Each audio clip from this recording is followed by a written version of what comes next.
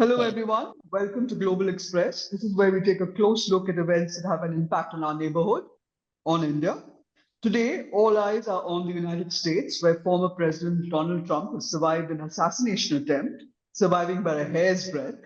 A near death experience is what they're calling it at a rally in Butler. At the Milwaukee Republican Convention, he has now formally accepted the Republican Party's nomination for president ahead of the polls in November. At the convention, always a showman, he was sporting a bandage on his ear, as were many of his supporters. He called his survival divine intervention, but it raises serious questions on the grave security failure and how a 20-year-old was able to fire from the top of a building less than 150 yards away. But will that bring him the big win is the big question. The Republicans certainly seem to think so. Opinion polls, which had given him a 60% chance of winning before the failed attack and predicted it would be really close, have upped it to 65%. And it's now hovering, they say, at 67%. It's not much, but does it mean that Trump is set for victory? Also, barely 48 hours after his near-death experience, Trump has picked a 39-year-old senator from Ohio as his running mate, J D Vance, who's grabbed the headlines here in India because his wife is of Indian origin, Usha Chilukuri Vance. How will that go down with the largely white Republican supporters? And what did Vance have that grabbed Trump's attention is the other question that is consuming all of us. The other big development, of course, is within the deeply divided Democratic Party, where the sitting President Joe Biden is the object of intense scrutiny after his less than stellar showing at the June debate in Atlanta and thereafter, and now stricken with COVID, is seen shuffling up a ramp on Air Force One. There are reports that former President Barack Obama and former Speaker Nancy Pelosi are trying to persuade the 81-year-old to bow out. I mean, his aides and families continue to say that he won't. So the big question is, should he step down? And if he does, is there a Democratic candidate who could challenge Trump? So is it, Trump dodges a bullet, but Biden takes the hit? And, the campaign slogan, is it Joe must go? Talking to us today are Mr. Arun Kumar, who served as Assistant Secretary of Commerce for Global Markets and was Director General of the US and Foreign Commercial Service in the administration of former President Barack Obama. A member of the Council on Foreign Relations, he's the former head of KPMG. He was also one of the top commercial diplomats of the United States, leading trade and investment promotion efforts of the US. He's strengthened commercial ties between India and the US. Helping establish the US-India strategic and commercial dialogue and the renewed US-India CEO forum. Welcome, Mr. Kumar. Thank you. Thank you, Nina. Good to be here. I'd also like to welcome Ms. Seema Surohi. She's a dear friend, of course. She's also a very accomplished Indian journalist based in Washington, D.C., who writes on foreign policy in a number of publications. She received a master's degree in journalism from the University of Kansas, Lawrence, studied sociology at the Jawaharlal Nehru University.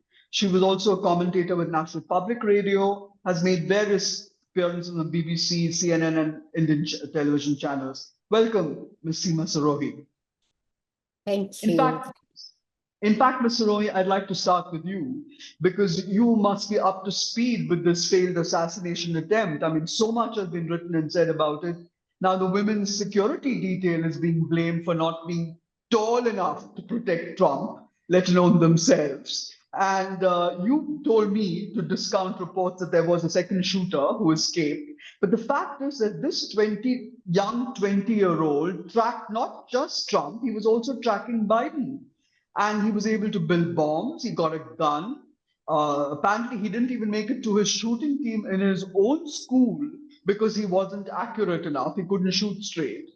And yet he comes close to pulling off a kill that would have had huge consequences if it had happened. Please do tell us what's behind this. Is it a deranged, angry young man? Is this America going to, American anger translating into violence again? Or as the conspiracy theories have it, a right-wing conspiracy to get a sympathy vote? Or is that also too far-fetched?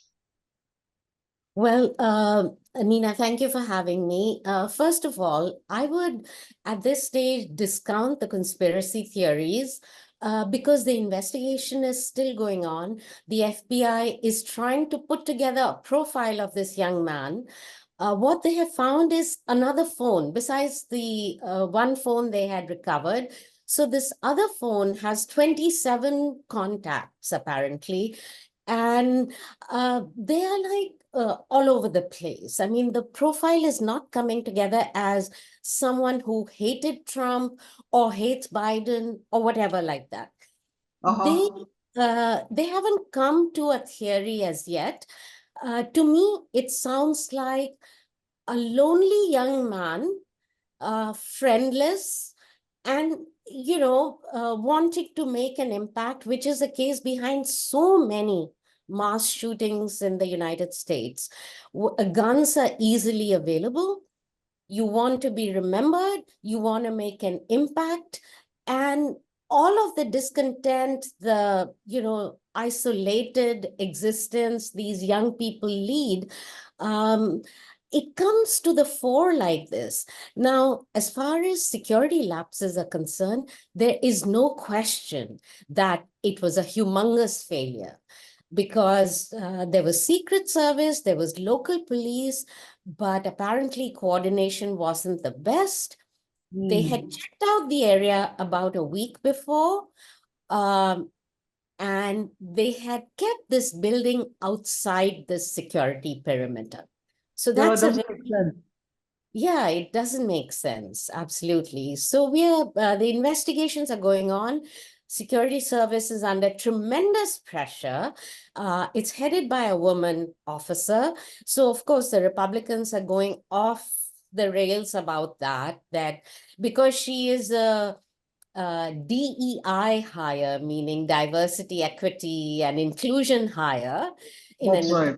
diversify the force, it's her fault somehow. So it's at this stage, people are saying whatever comes to their heads. Yeah, yeah. No, that is an interesting point. But you see, it also comes to mind that, there have been so many assassinations, successful and failed assassination attempts in America against presidents. I mean, Mr. Kumar, I'm sure you've kept an eye on all of this. I mean, shouldn't the Secret Service then be completely looking at an overhaul? I mean, this brings back the failed attempts on President Ronald Reagan, on Gerald Ford, I mean, and the others which actually went through: Teddy Roosevelt, Harry Truman, sorry, JFK, Robert Kennedy, and I believe they even targeted Barack Obama, and unsuccessfully. So is this? I mean, this whole iconic picture of the 78-year-old being rushed off the stage, saying "fight, fight, fight," that itself has become a very, I mean, Trump seems to have turned it around, don't you think? I mean, he's turned it into to his advantage. Well, first of all, it's a very, very tragic incident that somebody gets a chance to shoot at a candidate and almost succeeded. As Seema said, clearly there was a lapse. But I think, though, there will be a careful investigation. You mentioned certain earlier attempts, but there have been many, many security attempts that people have made that have been controlled. So we don't hear about those, and there's no reason for the Secret Service or anyone or the intelligence services to talk about them. The Secret Service is a very, very professional organization, very well trained. In fact, President Trump himself expresses appreciation for the professionals who served him. So I think it's a bit early to come to conclusions here. There'll be an investigation, and we have to see what results, what recommendations come out of that. Yeah, but will he win a sympathy vote? He was almost being deified at Milwaukee at the Republican convention. Yes. He won the backing of all of his former critics. They all turned into huge fans almost. I mean, there's this fandom of Nikki Haley and Vivek Ramaswamy and Ron DeSantis and Ted Cruz, all of whom he has, Trump has insulted with impunity time and time again, including J D Vance. But I break that into two parts. One is certainly the assassination attempt, and Trump's own reaction to it does give him a huge advantage. The question is, how long does that advantage last? Is it a temporary, short-term advantage? Because clearly the vulnerability that was visible and the empathy that comes from seeing that will stimulate a very supportive, immediate-term reaction. What we have to see is over the coming months, as there's more reflection on the issues, as there's more reflection on the character of the candidate, where will people end up? With regard to the people you mentioned supporting Trump, I mean, that would have happened anyway at the Republican convention. It happened the last time. The last time Trump had insulted these very same people, at least most of the same people, and they all supported him then. Yeah. And this is the Republican convention. The Republicans want a Republican to win. And Trump, in fact, controls the party like nobody has done for quite a while. So they want to win as a party, they need to support him. That's what's happening. So what do you think, Mr. Rohil? Do you think that support is going to widen and go beyond the core Republican vote bank in key states? I mean, they're talking about the swing states of Michigan, Pennsylvania, and Wisconsin also probably being in the bag. And the second tier battleground states, Arizona, Georgia, Nevada. Do you think he could have that kind of a effect, and widen his support base, or is that the Republicans, making a huge, prediction that isn't even possible? Well, I have a slightly different point of view. I think the assassination attempt does help Trump. It just focused the attention of many Republicans. It helped unite the party. And yes, the convention is always when people come together. But a lot of independent commentators, in the New York Times and the Washington Post, noted that there was unusual amount of energy at this convention. They conducted it flawlessly almost until, ironically, the final speaker, that is Trump himself. He had promised, a message of unity that lasted about 20 minutes in an extremely long speech, the longest speech, acceptance speech ever, according to the records. So, and then he just made it a rally speech where he just rambled on and actually attacked Nancy Pelosi and, went into his favorite themes. The question that you ask about whether it expands the base, that is not yet clear. So from what I've read, all the independent voters who were watching the speech in focus groups and all, they were like kind of meh, it was okay. They were not convinced in his favor.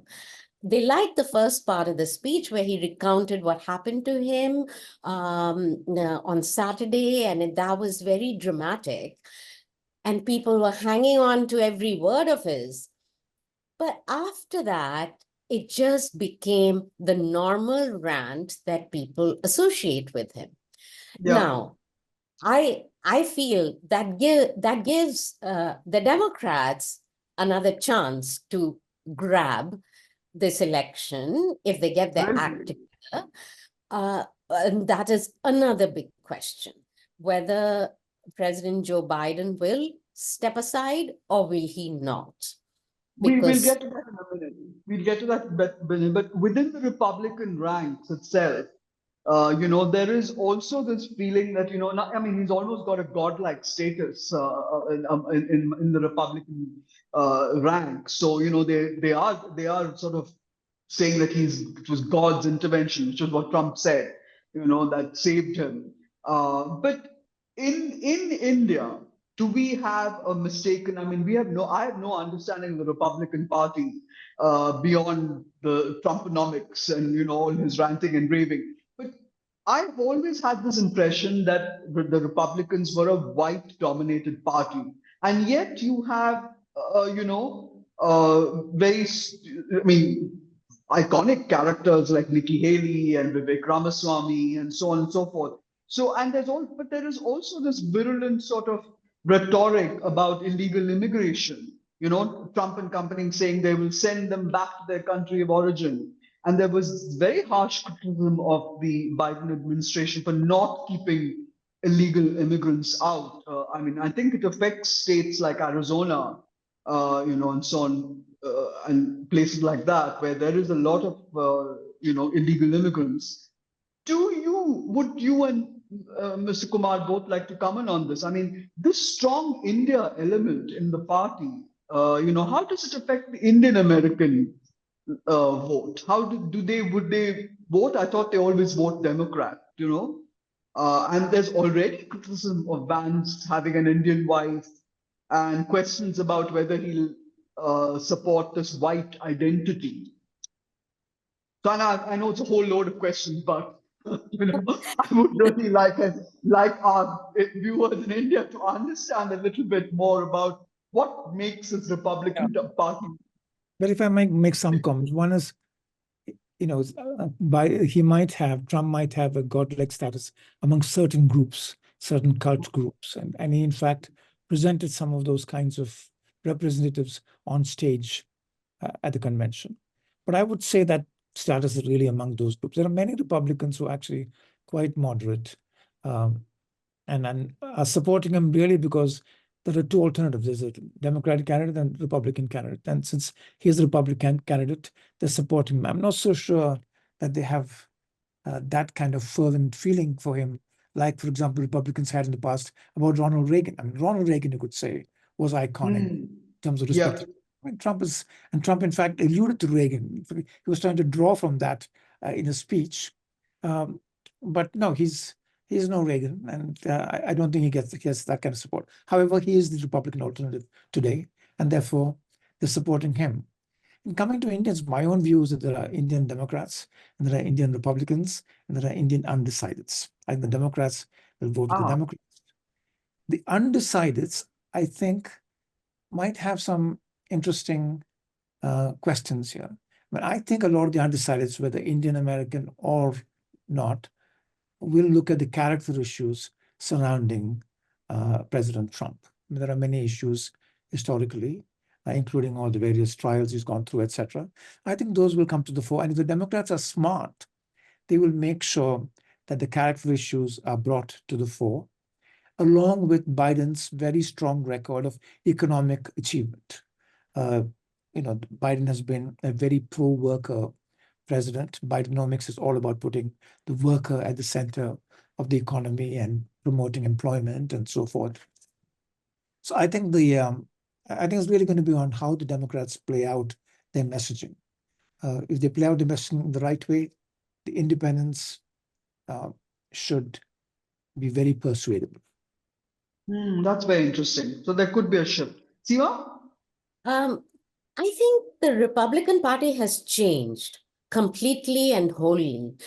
It's no longer the party of Reagan. So that kind of compassionate conservatism that George W. Bush used to talk about is out of the door. In fact, the Republican Party has very successfully poached on Democratic constituencies like the working class. I mean, instead of being a party of corporations, the Republicans are talking about average working class Americans. And J D Vance, his own story is a very compelling story about, growing up poor in the Appalachia and making it. So I think the Republican Party of Trump is a different beast. And the fact that he chose J D Vance means that is the dominant party, and it'll outlive Trump as well. So Trumpism is what's going to matter. And J D Vance is a very articulate kind of face of that movement, in which they rail against the corporations, they rail against the big business, they rail against foreign interventions and jobs going out of the country. So this used to be the space that Democrats could have very comfortably occupied somehow, even though Biden has done a lot, to put money into infrastructure and create jobs, etc. Somehow, the Democrats have not been able to connect that action to the message. There's been some kind of gap somewhere.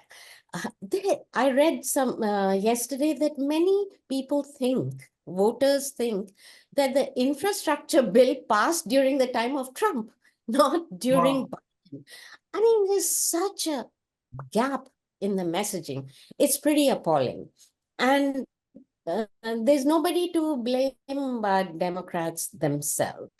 As for the Indian Americans, I think there has been some shift over the past year from the Democratic camp to the Republican camp. Really? Last election, more than 67% or so Indian Americans voted for the Democratic Party, for Biden. Now, the same people, there's a person in California, professor, who tracks the Indian American vote. He found that there's been, like, I think almost a 10% shift to the Republicans because, interestingly, the issue is illegal immigration. Believe it Yes. or not. It's not just the Republicans who are outraged by what happened over the last 3.5 years at the southern border, but many Democrats also don't like. In fact, there's a slice of Black vote that is going to Republicans and a slice of Hispanic vote that's going to Republicans. So what? That's very interesting. Very interesting, yes. So the dynamics are somewhat different. It's no longer the traditional Democratic Party taking on a traditional Republican Party. That's very interesting. Do you agree with that, Mr. Kumar? I do agree. Seema's captured it extremely well. There has been a shift. I- There's been a shift. There has been a shift in the character of the Republican Party. They've actually usurped many of the issues or taken over many of the issues. And this goes back to the time when Bernie Sanders was holding those issues. And then when he exited the scene, many of those issues were taken over and those voters were taken over by Trump. So yes, I couldn't agree more. So within the Democrat Party itself, do you think that they waited too long with where Biden is concerned? Did they not see this coming? I mean, waiting till the June debate fiasco to urge him to step down. Were there no signs before that he was not all there? And why were they putting up an 81-year-old up for re-election when he himself had said he was only going to be a one-term president? I mean, he was to expect him to run for another 4-year term. Is it because there was no clear successor, you think? Or, I mean, Kamala Harris wouldn't really make the cut? Or does the Democratic Party have a strategy, a plan to tide over this crisis? I'd like to hear from both of you on this. But I'd say the primaries the last time around for the Democrats were quite divisive. There was a lot of great talented candidates, but somehow the primary process didn't quite unite the party. That happened twice. I think this time, at least a year ago, my sense is that the Democrats felt it's really important that everybody unites behind one person who can beat Trump. And so the unprecedented level of unity a year ago behind President Biden. And that is my sense in my conversations in the US. And so the question was, here's somebody who's beaten Trump, and let's not create internal divisions or internal controversies. Let's just get behind Biden and, let's have him go beat Trump. And so there was an unprecedented level of unanimity. I wouldn't count out Biden just yet. I mean, I don't think, first of all, there'll be an immediate reaction to the convention. I think that people will take time to think about things. And I do feel that Biden does have a strong wicket in terms of what he's done and also the character issues of his opponent. So I would be hesitant to write him off just yet. That's very interesting. That's very interesting. Seema, do you agree? Do you think Biden should have stepped down without being seen as having been pushed out, or is he going to I mean, now, of course, he's got COVID, but which makes it very difficult for him to campaign. What do you see happening? Do you see he's going to dig his heels in and not get pushed out? I think the wise thing would have been to step aside. And this is not a new problem. It's only that the world and American voters saw it so clearly during the debate. He has been frail. There have been many incidents of him, looking frail, not being able to climb the steps, not being able to complete a thought. But everybody played along with the story, including the mainstream media, which is now all up in arms. Suddenly they've discovered, oh my God, the president is 81 years old.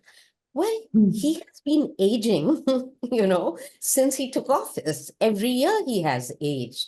And there have been signs. But the Democrats dismissed everything as fake news or, Republican dirty tricks or doctored videos. No.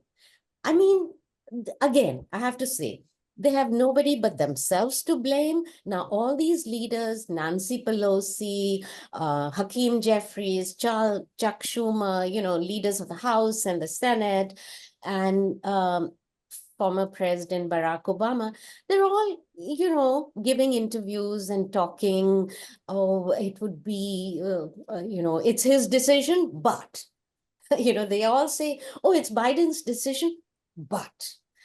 So they are absolutely in disarray. They want him to step aside. He's more open to, according to reports that are coming out now, that he might announce something on Sunday. We don't know, but he's more open to the idea of stepping aside. And there's one report that says he's not going to anoint Kamala Harris as the automatic nominee, that it might be an open convention for the Democrats in Chicago. That would make it all very interesting. I think if they come up with a new, younger candidate, they have a really good shot at winning the election. So he stays on as president, but they would nominate another candidate. That's what you're saying? Yes. Of course, he stays on as president till his term ends, but a new candidate campaigns as the Democratic presidential candidate. It would turn things around because then the age factor will become apparent in the Republican camp. Now, Trump is 78 years old. Then the Democrats can focus on J D Vance and how he is, whatever kind of character they want to portray him as, rightly or wrongly. And then it would be a real fight.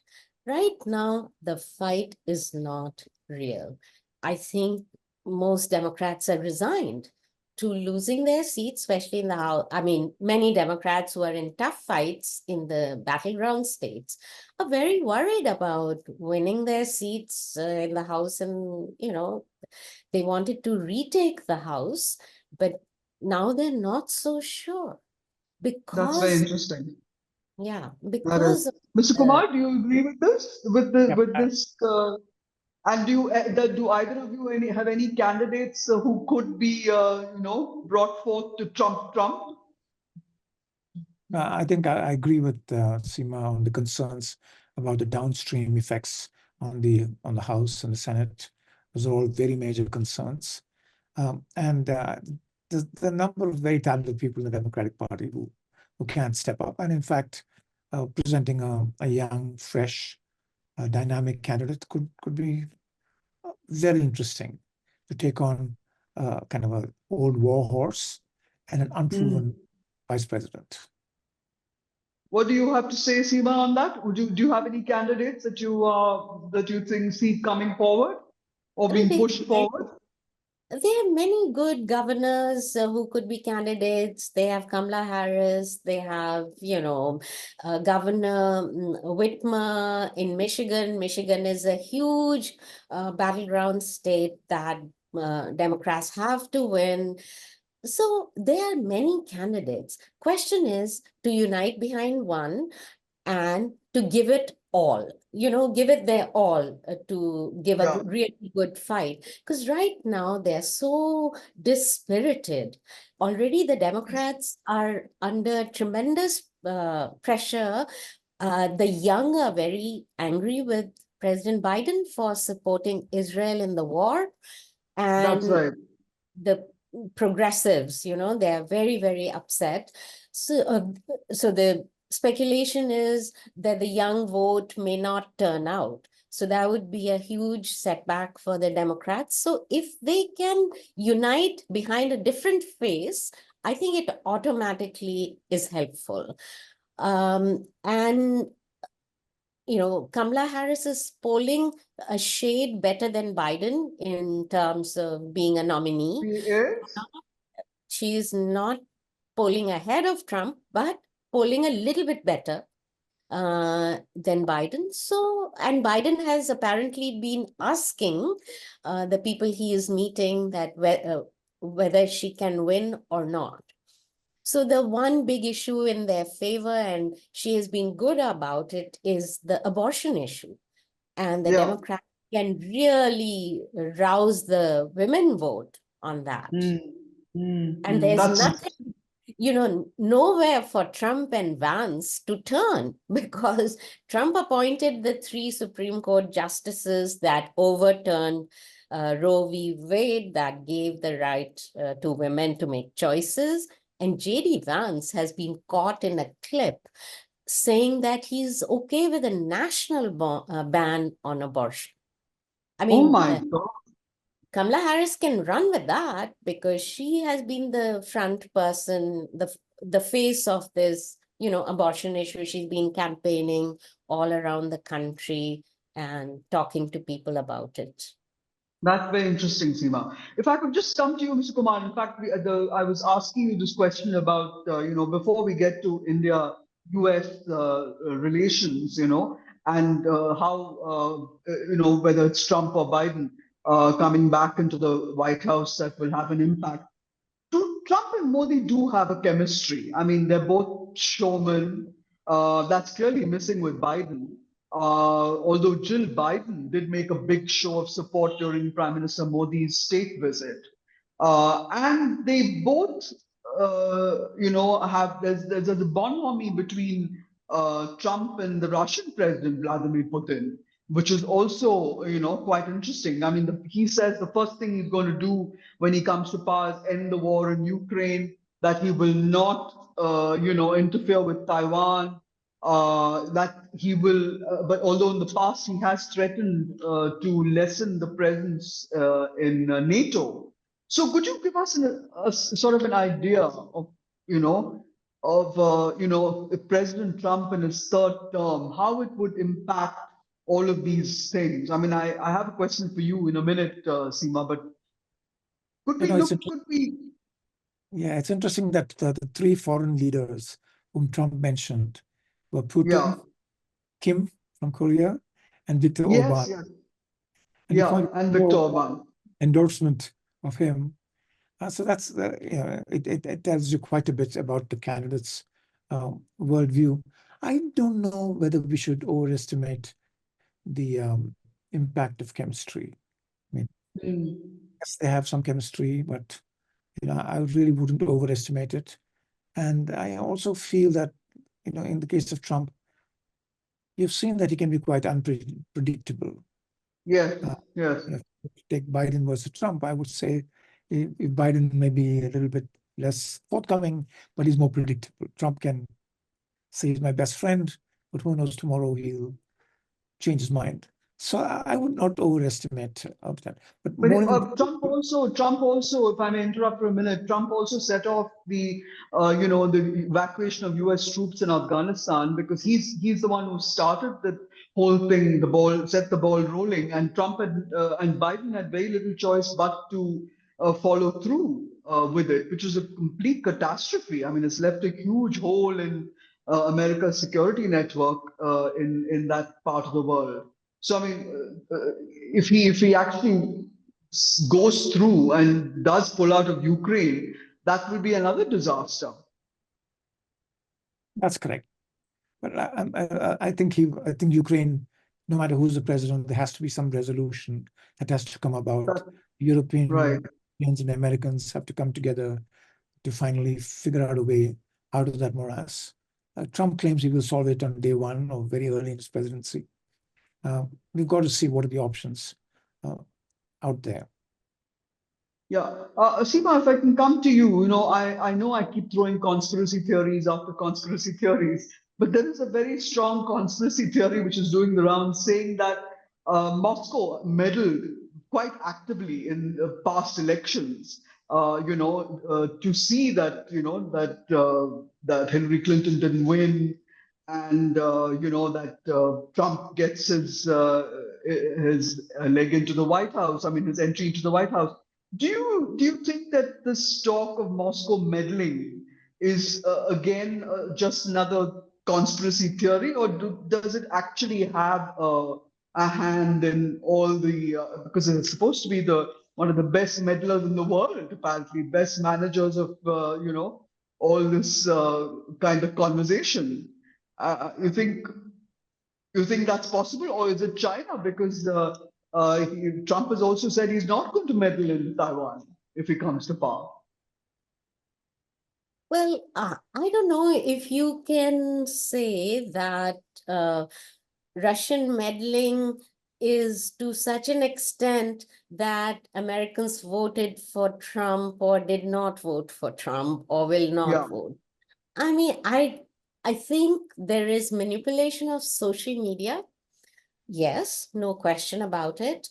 And it's been proven by a study that Rutgers University did that TikTok, the content that would show up more was all, in favor of Hamas or in favor of, in different countries,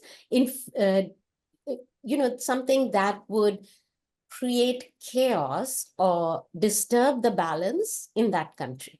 So yes, the social media, the role of it is all very large and, something that causes concern.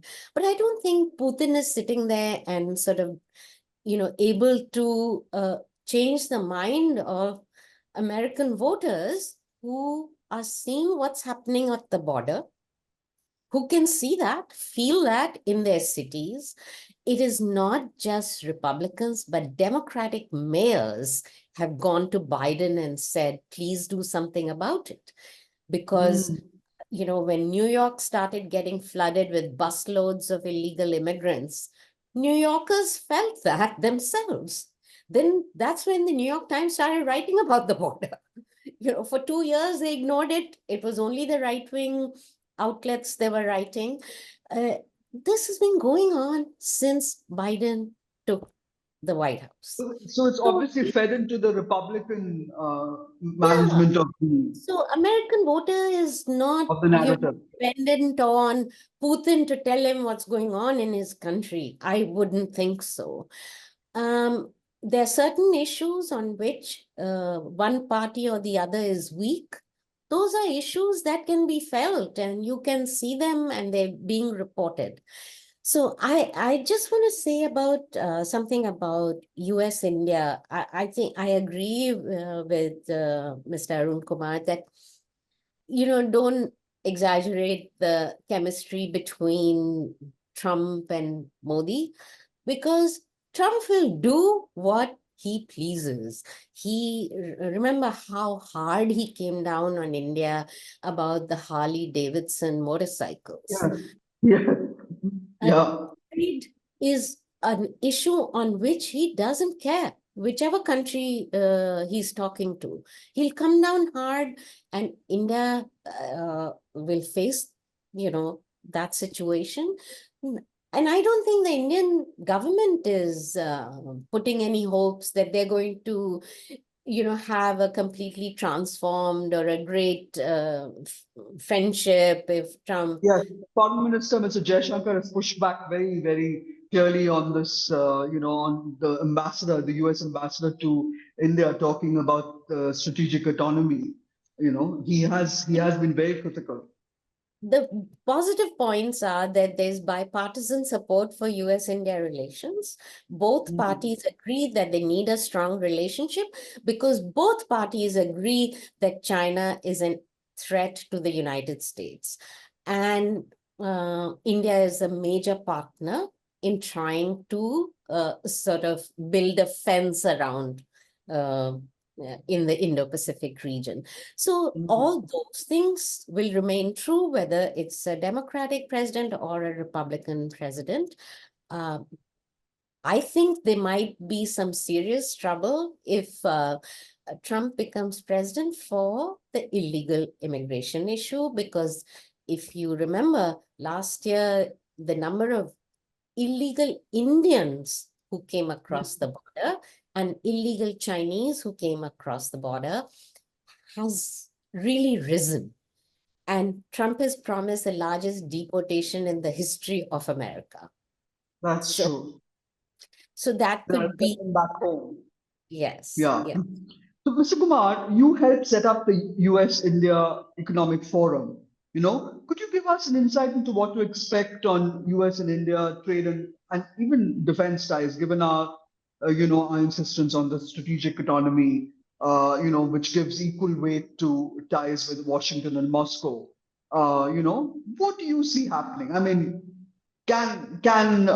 will this relationship be handled by the US in a much more strategic manner or careful manner going forward? No, I think the US-India relationship has generally been unaffected by who's in power in the White House.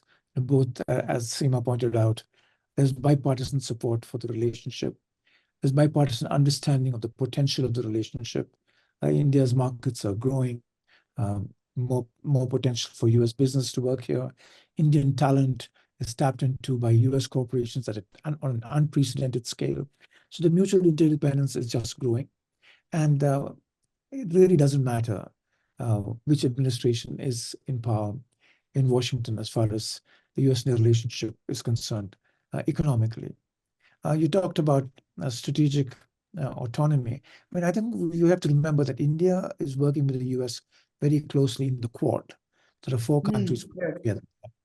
Then more recently, the Indo-Pacific Economic Framework was set up, which is not like a trade treaty, but the idea there is that a number of countries in the Asia-Pacific are going to work together.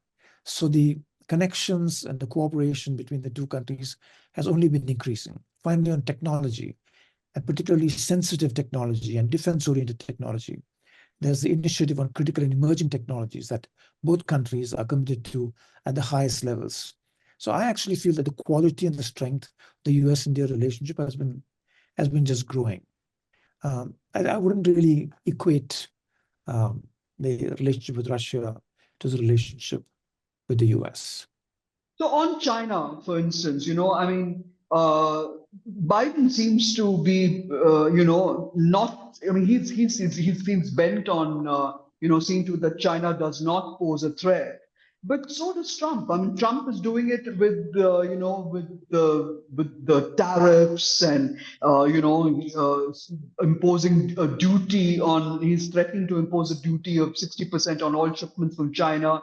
So is this a bit to? Does this seem as a means to bully China almost, or are we? I mean, will the Federal Reserve actually play along with him?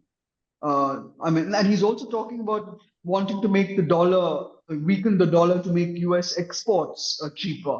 So he's also got a plan which sort of will make him look good among the masses who so far supported Biden on his economic policy.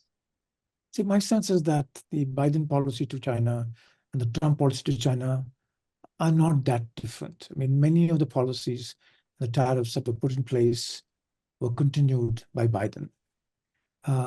If you look at the defense situation, the US has been very active in patrolling the Indo-Pacific, pulling together countries to preserve freedom of the seas and so forth.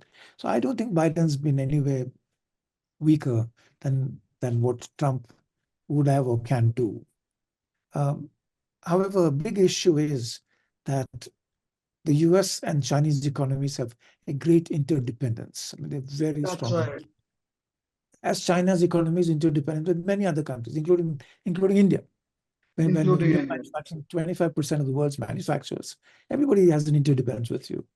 So I thought that when Biden and Xi met in San Francisco last year on the sidelines of the APEC, there was that was, to my mind, that felt like the beginning of a conversation. We start saying, okay, how are we going to work together? We have to protect our interests. We've got to protect our people and their interests. But at the same time, we have there's mutual dependence. And I thought in a very, maybe of being optimistic, but I thought there were some signals there that they could have that conversation. Now, will Trump continue that conversation? I would not know. That's a good point, actually. That's a good point. So since both make either iota of a difference, whether it's a Republican or a Democrat in the White House, it's interesting that the sniper went for a Republican and not a Democrat. I was quite taken with the fact that is it because his security was lap, would have been much more open to being pushed aside. We don't know, but it's this one sniper's bullet which has given Trump a huge edge at the moment. It's also shown up Biden as being a little shaky. It's quite amazing how one Thomas Crooks has changed the election dynamics, I think, so dramatically. So, final question: is it going to be a Joe must go, or is it a Trump in?